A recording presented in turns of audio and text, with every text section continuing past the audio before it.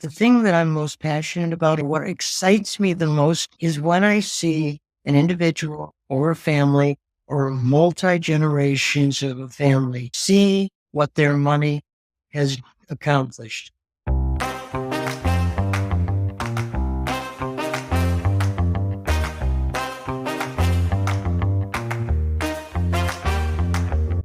Today I had a really fun conversation with Susan Weiner, principal and co-founder of Strategic Philanthropy.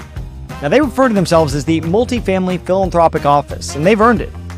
Over the past 24 years, they've helped some of the most successful and influential individuals, families, and privately held companies develop and execute customized philanthropic strategies. Now Susan's had a remarkable career. Notably, she served as vice president of the Chicago Board of Trade, the first woman in a senior position at the exchange. After that role, she founded a business strategy consulting firm, which she ran for more than 20 years. And interestingly, her career actually started as a writer, writing for 44 magazines with McGraw-Hill. Susan offers tremendous insight and advice for anyone in a position to make philanthropic impact for this generation and for generations to come. As she shares, helping others give is her genuine passion. And I'm confident you'll hear that in our interview today. Welcome to my conversation with Susan Weiner. So 24 years ago in 2000, we started this company, Strategic Philanthropy. But with one caveat, I said I'd help her do it if we had a business model that we would live with and she would adhere to.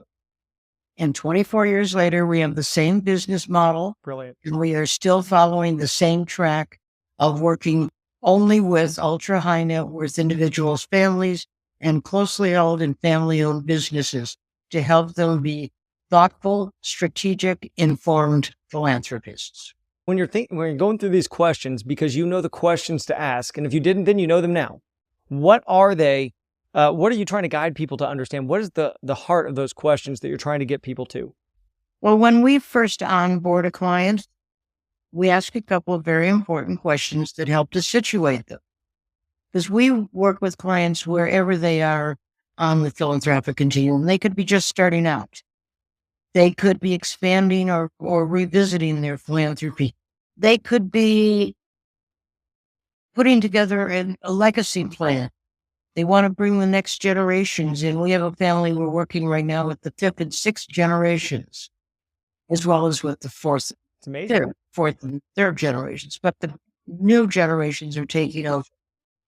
So we ask a couple of really important questions. First question, what's your definition of impact? Everybody has a different definition of impact, but understanding how you define impact, what you see and feel demonstrates impact is important in doing any kind of planning or any kind of philanthropic investments. And by the way, we talk about it as philanthropic investments, not charitable gifts. The other question we ask is, what's your risk tolerance? Now, if financial advisors will recognize that these are questions they ask their clients too, before they can really put together an investment portfolio. Well, before we can help a client put together their philanthropic investment portfolio, we have to know the same thing. Do they want to invest only in United Way? Or they really want to get on the ground and do things and make a difference. Teaching a client that it's patient capital, that if they invest in an organization tomorrow, they are not going to see a result the next day. It just doesn't work that way. But helping them to understand. So we do something called the landscape analysis, which essentially helps a client see what organizations are around in their geographic area of interest, what organizations are around that are doing what they want to do, what initiatives are out there that they might be interested in, who else is investing in it, because we don't want our clients to be the only ones funding something. Who else is investing in it, what's been the success ratio.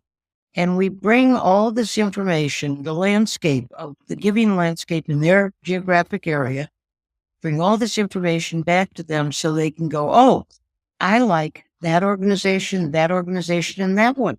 And then with those three, we go back in and do a deep dive due diligence. We really go in, what's their financials look like?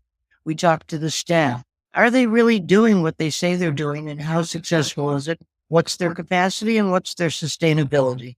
So that our clients are making a informed decision and an informed investment. But it's more than just an investment. You're taking them through a whole strategic process. You're taking them to that passion, that impact piece that you started out with, and then you're walking them through steps to ultimately achieve that impact through a very strategic plan. Is that accurate to say? Yes, it is a philanthropic strategic plan, but it's really outcome oriented. So we start at the end of the sentence. What do you want to accomplish? What's important to you? And we'll work backwards to see how do we get there. One thing that comes to mind when you're talking about this is structures, because you've mentioned DAFs, donor advised funds. You've mentioned trusts. There's, of course, direct charitable giving. How do you help determine what structure they should be pursuing, whatever impact they're seeking? How do they determine the structure by which that's achieved? Well, first of all, part of that business model that I mentioned earlier is that we do not do any legal or financial advice or counsel. We partner with our advisors, our clients' advisors. We don't want to step on their toes. We're not in competition. We stay in our lane, which was in the philanthropic advisories. But what we can help our clients do is understand the differences between a donor advised fund and a foundation and a checkbook. And some clients have all of these vehicles to give away, get money in, and we work with all of them. But in many instances, a donor advised fund is maybe the better tool. Then if that is the case, they go back to their advisors, and their advisors can set that up. Maybe it's a foundation. Maybe they have a foundation because, like that first client I mentioned to you, maybe the attorney just by default created a foundation, but they only have $5, $6, $7, $8 million in the foundation, and they have to give away 5% a year by law. And there's all sorts of requirements for compliance and accountability and administration. And they may be better off having a donor advised fund. So we really don't we don't create the vehicles, but we can help people make better use of them or figure out how to proceed. Now, you mentioned working with attorneys and especially financial advisors and all these other folks. How does that interplay work? Because you said you see them as partners, they're not competitors. How do you navigate that discussion? Because I'm sure a lot of them don't have that kind of relationship with a philanthropic advisor. Well, 24 years ago, they didn't, because there weren't too many of us around. These days, advisors, particularly wealth advisors, are much more aware of the fact that this is a conversation they need to be having. They're uncomfortable a bit with it, and so we actually help educate advisors. Because philanthropy is a wonderful way for them to differentiate themselves in the market and to retain clients. Because increasingly, one of the things you asked me was about trends in the marketplace. Well, one of the trends that we're seeing, and that I think is most important to know about, is that the stakeholders have changed. Used to be that the men in the family made all the decisions, the financial decisions about investments, and they were the ones who said yay or nay about philanthropy as well. Today, decision makers more and more are women who are actually managing both the family's financials and in the C-suite of companies. The second stakeholder are millennials and Generation Z. Yes, that next gen. Yeah, the next generations. Because all of these generational changes and shifts have been driven by social media that tells them what's going on in the world, and they don't like it. And they want to change it. And unlike their parents or their grandparents, they don't want to wait 50 years to change it. They want to start doing it now. And they're going to inherit billions of dollars from the next generations. The great, transition of money has been going on for years. They're getting their money. They won't work for a company that isn't doing good in the world.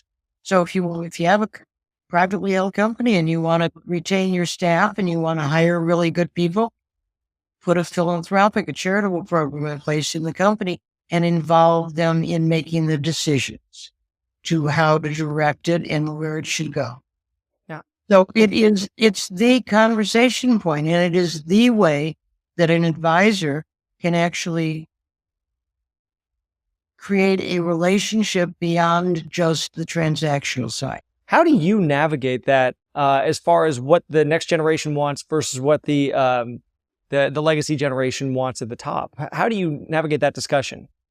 Philanthropy is a non-threatening conversation. You may not want to talk about religion and politics at a family dinner, but talking about philanthropy can engender a whole different kind of level of communication. Mm-hmm. So helping families to empower the next generation by asking the right questions and then listening to what they say. So let me just walk you through an example of how we work with a family. Perfect. Maybe that would help. Yes, please. The starting point is always to understand what the family wants to do. But if you put them all in the room, they're not all going to talk at the same time, and many of them won't. So more often than not, we talk to each member of the family individually. Maybe in person, it may be on a Zoom, or it may be in a questionnaire that we send out. But we find out from them, what do they want? Where do they feel there are challenges? Where do they feel there are opportunities? What do they care about? Mm-hmm. What do they care about? That's really the most important thing. Mm-hmm. Philanthropy is a transformative opportunity for people to make a difference where they care about in a way that they can see the results of their efforts over time being the operative words, see the results of their efforts, to be thoughtful around. We had a client whose wife had diabetes, and he decided that he wanted to fund research in the area of diabetes. And so we did a landscape analysis and found he was in Nashville, and we found programs that aligned with his particular interest around diabetes. Mm-hmm. And it happened that there was one that was really very exciting to him, and it was at Vanderbilt, which is right in his backyard. I think for 1 year, our client stood over the scientist, doctor, doing the research just to watch it. He was so enamored of it. And the next year, he put more money in. Mm-hmm. The two different people got a benefit from that. Ultimately, many more will. But the doctor got it because he was funded for his research, and our client got the benefit of seeing that work was being done, that he was supporting, that ultimately might cure or at least contribute to treating diabetes. Now, if you're talking to a family right now, or maybe there's somebody who's watching this and wondering, how do I even get started? What do I need to be thinking about to get started on this journey of creating a strategic philanthropic plan for myself, for my family, and for our future generations? Well, when a client comes to us, it's usually because either they've been referred to us because they really would like to be more thoughtful around their philanthropy, or they've been or they're starting out and they have no idea what to do. So we have a roadmap that we created for startup philanthropists to take them through each step of identifying what their mission is, what their values are, what they care about, really moving them along the path to decision making that aligns with who they are and what they want to accomplish. But we have clients who come into us who have been successful philanthropists. We have a client who's been with us for several years. We actually manage, because we have the capacity in-house to manage a private foundation. We have a full-time grants administrator, proprietary grants management program. And so we're the back office for a family foundation. And this is a $500 million foundation. So it isn't a small one. And they've been giving millions of dollars away each year for many years. But they keep finding new things that they might want to be interested in, but they want to make sure that their investment is protected. And that's our job. Our work is to create a society of informed philanthropists, one person at a time. I love that. Well, Susan, thank you so much. Thank you for all you're doing, and thank you for this time with me today. I really appreciate it, and I look forward to collaborating with you in the future.